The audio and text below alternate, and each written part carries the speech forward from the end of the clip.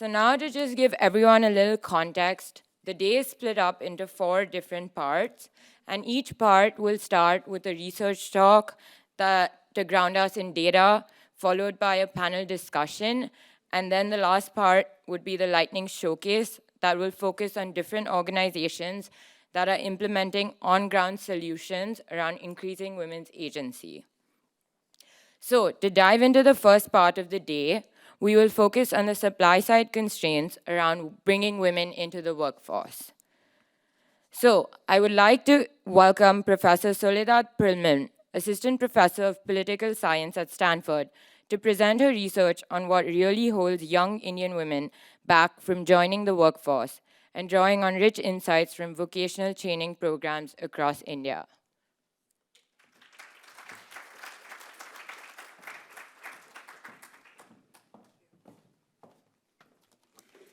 Hi, everyone. So today I'm going to present a body of work thinking about adolescent women in India, and this is joint work with Charity Troy or more, but we are also going to see that a lot of the themes that came up in Rohini's talk are going to appear here, and that's in large part due to her advising and mentorship in many of these projects.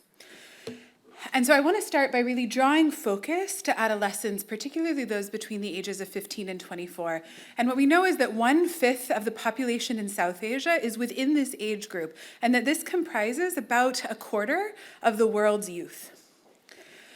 And yet, despite being such a large demographic, what we see is that this group accounts for about half of the unemployed across India. And in particular, we see this group is 6 times more likely to be jobless than older workers. And this, of course, is a gendered issue. Women's labor force participation, as we've already seen, is much lower than men's. This holds true in this group. But we also see that women are much more likely to have unemployment. And related to what Rohini talked about earlier about the share of women who remain at home without work, without education, what we see is that this really critically transforms right around the early 20s, where women leave school, get married, and end up in the home without entering the labor force. And so I've spent the last decade thinking about the role of vocational training, which is often targeting exactly this group, and in particular thinking about the role of Skill India, which is an initiative launched around 2015, meant to capitalize on this demographic dividend, these huge inflows of workers in this age group, and train youth for industrial growth across India. And by some estimates, about 2/3 of India's workforce is expected to need new skills or to be upskilled to achieve some of these growth plans. And so Skill India is an initiative that brings together skilling vocational training programs across 22 different ministries in the government and 36 schemes. And in particular, we've been working with one of the largest of these programs called DDU-GKY, which is based at the Ministry of Rural Development. And this program in particular targets rural youth between the ages of 15 and 35 living below the poverty line and provides them with skills training. But importantly, it's not just a skills training program, it's a program that really tries to match these unemployed or underemployed youth to jobs. And it does so by mandating that 75% of trainees get matched to work for any of the training agencies to get funded, and that those jobs must be contract labor at minimum wage or above, which often means that the jobs that they're getting placed in are in urban centers. So it's really solving this problem of bringing the rural workforce into urban areas. And the program also includes quotas for women with an expectation that at least 1/3 of trainees be women. So I'm going to present you a lot of different data sources that I'm happy to talk about at any point in time, but to try and think about whether Skill India is helping improve women's labor entry and what some of the remaining constraints are. So the first thing I want to highlight is that we see gender gaps in training take-up. Across the country, using administrative data from the program, less than 1/3, less than 30% of trainees are women, so meaning the quotas themselves aren't met. But we then mapped through both surveys and administrative data the pipeline, the pathway that young men and women take in the program. And what this figure shows you is this leaky pipeline. So the light green is the share of men on the left and women on the right who end up placed in jobs. So we see only 40% of women who enter the program end up taking up a job as compared to 60% of men. And this pipeline is leaky at different parts. The sort of darkest shade of this is the share of men and women who don't receive offers. So we see about a third of women don't receive an offer. 32% of them who receive offers don't then accept those offers, and then this translates into placement outcomes. And these gender gaps persist even once jobs have been entered. So when we did this survey, within 9 months, we found that 74% of the young women who had taken up jobs, most of which had mandated or required urban migration, with 74% had left those jobs after 9 months, and of those, only about 12% were employed elsewhere. So we see this recalibration back to the statistics we've seen before. So what were the reasons for both rejecting job offers as well as leaving jobs? I'm presenting some survey data on job rejection, but you see the same answers mirrored in why women leave jobs. So on the left, what you see is that the number one reason that women say they didn't accept a job or that they left their job was because of their family. Family concerns, personal constraints. Often this was revolved around the marriage decision. The second biggest concern was around migration and the challenges that come with urban migration and with the safety that is associated. When we contrast this to young men on the right, what we see is a very different set of factors that shape their labor market decisions. Men are largely unhappy with the pay that they would be getting or the workplace conditions. So what is the family's role in all of this? We've talked a lot about norms. It's something that is a big part of the conversation on women's work. And so we did a survey with both young youth, adolescent girls and boys, as well as both of their parents. And so here what I'm showing you are attitudes around women's work for fathers and mothers. And if you just focus on the right, that shows you the share of mothers in blue and fathers in green that think that women should work.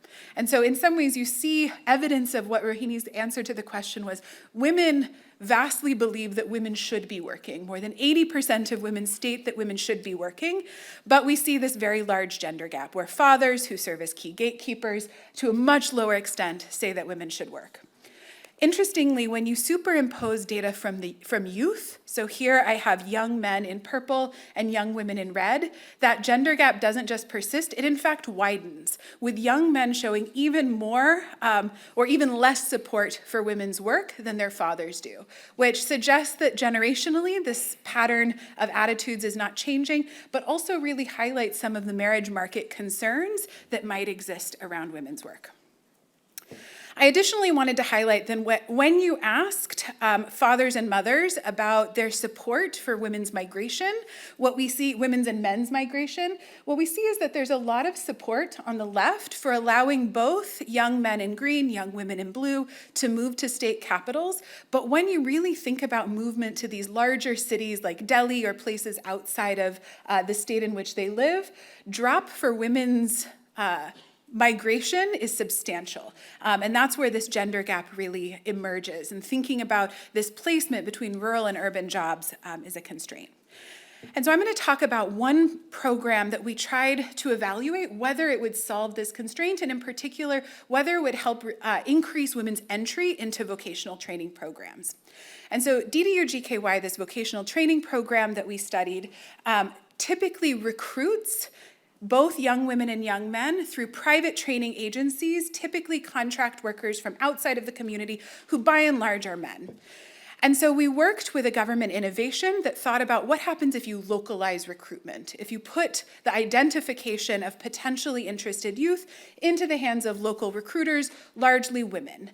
And the idea was that local recruiters would have both better information about who would actually be interested in moving, as well as could serve as role models to persuade families and the youth themselves.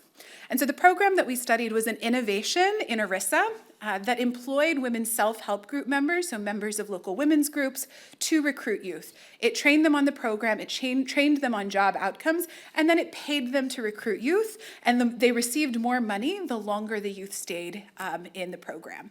And we're going to leverage the fact that the entire state was not eligible for this program because they didn't have these women's groups on the ground. Women's groups were created in only some blocks. And so I'm going to show you evidence both from a difference in differences strategy to get the overall policy effect, as well as an RCT that tries to isolate the effect of just the local recruiters. Because I should have mentioned that in addition to these local recruiters, the program brought in block governments, block bureaucracies, to provide recruitment fairs and other support. So what we see is this is just general overall effects of the program for young women.